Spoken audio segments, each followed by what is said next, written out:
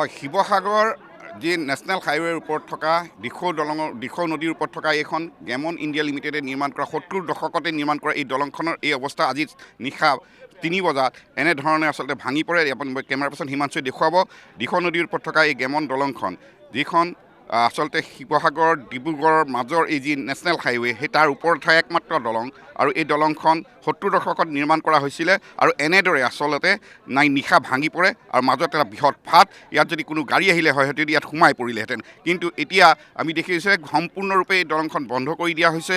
নিৰ্মাণ কাৰ্যৰ যি নেশ্যনেল হাইৱে অথৰিটি অফ ইণ্ডিয়াই যি নিৰ্মাণ কাৰ্য চলাই আছিল, কিন্তু ইয়াৰ পৰিৱৰ্তে ইয়াৰ পেৰেলেল এখন দলং ইয়াত নিৰ্মাণ কৰিছিল যদিও পাছত ভাঙি দিয়া হয়।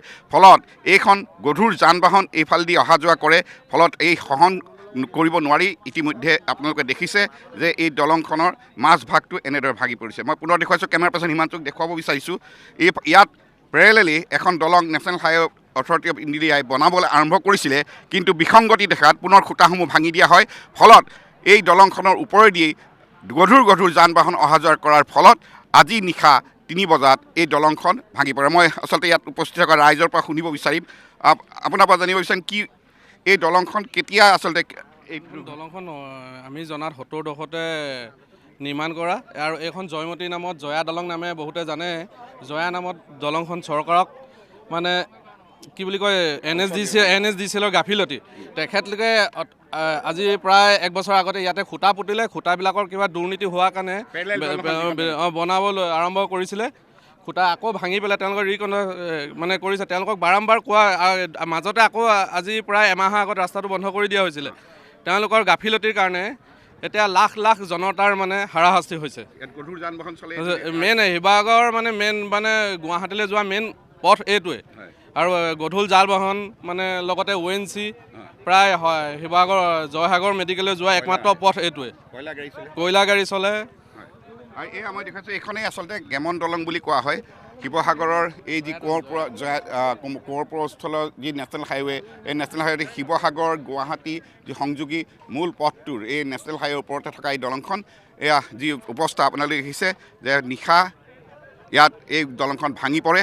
আৰু ইয়াৰ পেৰেলেলি যিখন দলং নেশ্যনেল হাইৱে অথৰিটি অফ লিমিটেডে বনাইছিলে, খুঁটা পোতা হৈছিলে, কিন্তু সেই যি কোম্পানীয়ে এই নিৰ্মাণ কৰিছিলে পেৰেলেল দলংখন সমান্তৰালভাৱে যিখন দলং, তাত খুঁটাত বিসংগতি হোৱা খুঁটাবিলাক ভাঙি দিয়াৰ ফলত দলংখন হৈ নুঠিল। ফলত এই দলংখনে ৭০ দশকৰ পৰা গধুৰ যান বাহনৰ বোজা বহন কৰিবলগীয়া হয়, আৰু ফলত সহিব নোৱাৰি এই দলংখনৰ যি মাজভাগ, এই মাজভাগ বহি পৰে। ইতিমধ্যে কোৱা হৈছে যে ইয়াক আচলতে ব্ৰেইল ছিষ্টেমৰ দ্বাৰা ইয়াক নিৰ্মাণ কৰি গাড়ী যোৱাৰ ব্যৱস্থা কৰা হ'ব। যি সৈনিক বাহিনী সেনা বাহিনীৰ দ্বাৰা কৰা হয়, সেই তেনেধৰণে ব্ৰেইল ছিষ্টেম কৰা হ'ব। তাৰ ওপৰেদি যাতে যাব পাৰে তাৰ ব্যৱস্থা কৰিব। কি ক'ব আপুনি? এই মাত্ৰ আহিছোঁহে চাবলৈ, কথাটো শুনি পানি।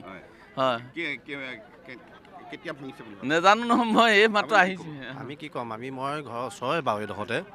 আমি ডেইলি মেক্সিমাম এইটো ৰাস্তাত কেইবাবাৰো অহা যোৱা কৰোঁ। মই বুলিয়ে নহয়, সকলো শিৱসাগৰ বুলিয়ে নহয়, অসমবাসী মানুহে এতিয়া ভুগিব লাগিব। যিহেতু এই কাম আমি কৰি থকাই দেখোঁ, যদিও কাম কৰি আছে, কি কাৰণত হৈছে আমি ইমান বিশেষ নাজানো, নুঠিল। আৰু এই দলংখনৰ কাৰণে আমাৰ বহুত মানুহৰ সমস্যা হ'ব।